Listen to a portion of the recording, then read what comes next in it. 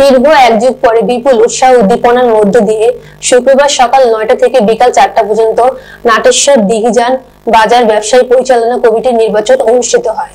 নির্বাচনে সহ সাধারণ সম্পাদক প্রার্থী ইসমাইল হোসেন মিলন ও সাধারণ সদস্য প্রার্থী ইসমাইল হোসেন কামাল চিশতি বলেন, নির্বাচনটি সুন্দর পরিবেশে হচ্ছে। নির্বাচন পরিদর্শন করেন বিশিষ্ট ব্যবসায়ী নূর মোহাম্মদ, নাটেশ্বর ইউনিয়ন পরিষদের সাবেক চেয়ারম্যান নুরুল আলম স্বপন, জিয়ার সৈনিক আতিক খান, বিশিষ্ট রাজনীতিবিদ আহসানুল্লাহ, বাজার কমিটির সাবেক সভাপতি হাসান ডাক্তার সহ অনেকে। সবাই সুখে দুঃখে ছিলাম। যখন ডাক দিয়েছে দোকান বন্ধ করে আমি গেছি, কোনো সমস্যা নেই। এখনো আমি যাবো ইনশাল্লাহ। আমাকে যদি যোগ্য না করে তাহলে আমি না হইলেও আমি ইনশাল্লাহ ব্যবসায়ীদের পাশে থাকবো। ইনশাল্লাহ সবাই দোয়া করি,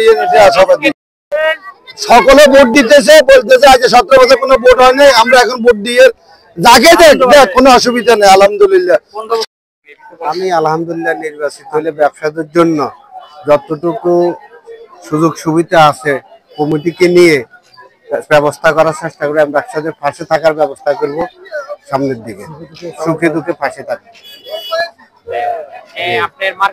আমার মার্ক হলে মোরক, আমার নাম হলে ইসমাইল হোসেন কামাল চিশতি, কাপড় ব্যবসায়ী। নির্বাচিত হয়ে আসবেন, ওটা তো ব্যবসায়ীদের মনোনীত প্রার্থীরাই সঠিক ভোটে এবং নির্বাচিত হয়ে আসবে। অবশ্যই তারা আগামী দিনে ব্যবসায়ীদের স্বার্থ দেখে এবং বাজারের আইন শৃঙ্খলা সবকিছু যেন ঠিক থাকে ওই দিকে লক্ষ্য করে তারা আগামী দিনে কাজ করবেন, এই আশাটুকু আমরা ব্যক্ত করি। তাদের কাছে আহ্বান করি যে তারা যেন এইভাবেই করে এবং এইভাবেই যেন সুন্দরভাবে থাকে। দেখলাম এই গাঁও গ্রামে খুব সুন্দর একটা মনে করেন নির্বাচন আমি আর আমার লাইফে আমি দেখি নাই। তোমাদের পরিবেশ ভালো এবং কি কঠোর নিরাপত্তা এবং যারা দাঁড়াইছে হাড্ডাহাড্ডি লড়াই হবে আমরা মনে করি। আর আমরা যারা নির্বাচিত হবেন তাদের কাছে আমাদের আহ্বান থাকবে যাদের ব্যবসায়ীদের দুঃখে সুখে তাদের পাশে থাকে এবং ন্যায়ের সাথে কাজ করে।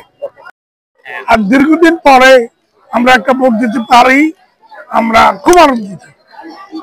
যারা নির্বাচিত হবে বিশেষ করে ওদের প্রতি কোনো আপনাদের কোনো বাণী আছে কিনা বা মতামত আছে কিনা? এদের প্রতি আমাদের বাণী যেটা বাজারের বিষয়, তো আমরা তো বাজারের লোকটা, তবে তারা ভালোভাবে কাজ করবে এটা আমাদের একটা আত্মবিশ্বাস ওদের প্রতি আছে।